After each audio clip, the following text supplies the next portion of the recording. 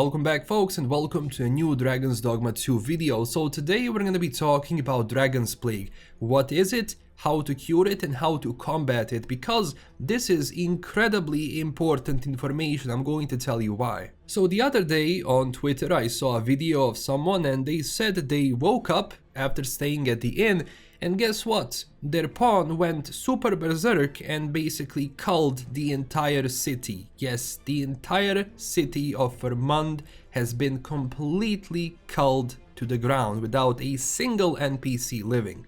Now you're probably thinking, hey, maybe this is a bug, how can this happen? I mean, this is a major factor in the game. Imagine if in any other important game, all of the NPCs which are important to you get offed. Now do keep in mind, of course, when it comes to some of the traders and so on, you don't have to worry too much about them, but everyone else, not so much.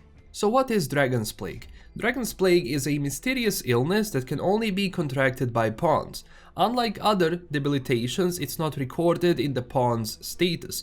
Afflicted pawns remain entirely unaware of their condition, and there will be no obvious difference in their behavior. All that is known of the effects of this illness are that it can result in a devastating calamity. Dragonsplague is contagious and can pass between pawns traveling together in the same party. There are only two known ways to cure Dragonsplague. The afflicted pawn must either become forfeit or infect other pawn, passing the illness on to them. And on the Dragons Dogma website we also have this piece of info. Rather than being weakened, pawns with the disease are said to display remarkable performance and to become conspicuously bold in their speech and behavior. So, as you're playing throughout Dragons Dogma 2, you probably noticed, especially when you're exiting the rift, that one of the pawns is talking about a strange illness they heard about. And basically, when the pawn starts disobeying orders, when they become bold, when they start telling you, okay, I will do that now, okay, you told me, I'm gonna start doing it, this means that the Dragonsplague is taking its roots. And because you kinda have to listen what other people are talking about in this game, because it's incredibly important, whatever people talk about in this game is something which can be applied to you and is actually a valuable piece of information. So how do you get Dragonsplague? Well, without spoiling too much from the game's story, your pawn can get infected by Dragonsplague in two ways. Number one is that you are fighting a drake. There is a certain drake in the game, without spoiling too much, or well, a few, which can give you this illness, especially if you are being grappled by a drake itself. And the second one is that all of the pawns which you are using in your party, that meaning, someone else's pawns, have a potential to already have Dragonsplague, and once you take them from the rift, there is a chance they're going to transfer that illness onto your pawn as well, or the other way around. And keep in mind, as an Arisen, you cannot get this Dragonsplague only for pawns themselves, and just them. And the first time that happens, you're actually going to get a text message pop up, and they're going to talk about Dragonsplague. When this text message pops up, that means one of your pawns is pretty much having Dragonsplague. So the only thing you can do is, number one, if it's someone else's pawn, quickly dismiss them and get another pawn.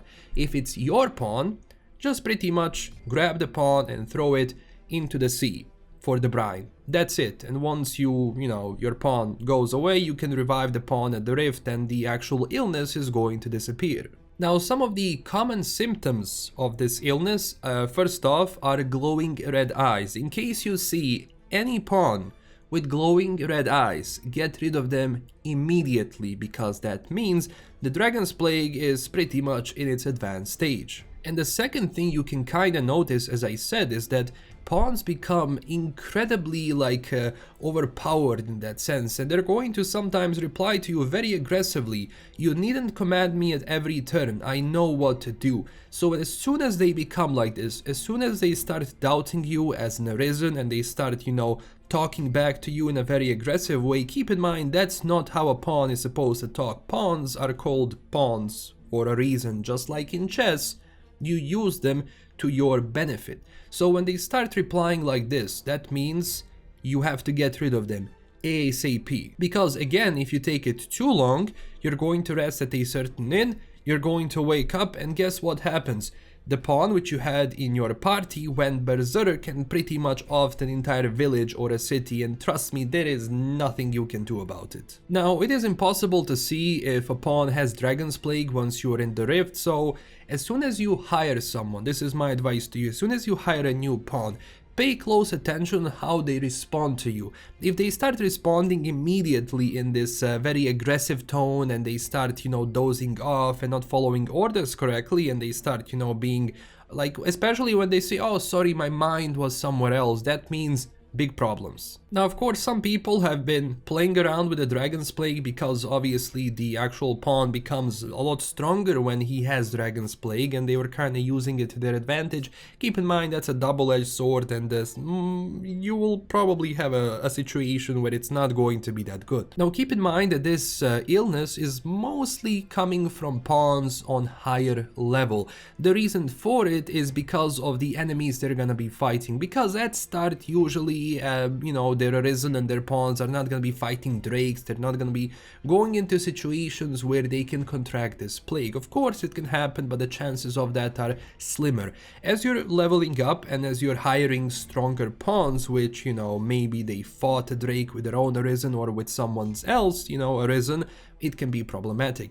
This is especially important for official pawns and pawns which are used often, because, well, those pawns have a highest chance of actually having Dragonsplague on them, so just keep a close look on that. So watch out what your pawns are talking about. In case any problems happen, in case they talk to you back, especially your own pawn, just throw them into the water and revive them, and it's gonna be fine. Keep in mind, again, you cannot solve a Dragonsplague of someone else's pawn, so it has to be done by only their Arisen. So the pawn has to go back into their world, then their master, or well, their Arisen has to kill them, bring them back to cure them. You cannot do it. I kinda like this feature because there is always that danger, and you have to watch out what, other pawns are saying. It can be a little bit annoying sometimes if you're not following what's happening, especially if you're keeping the same pawns for a longer period of time.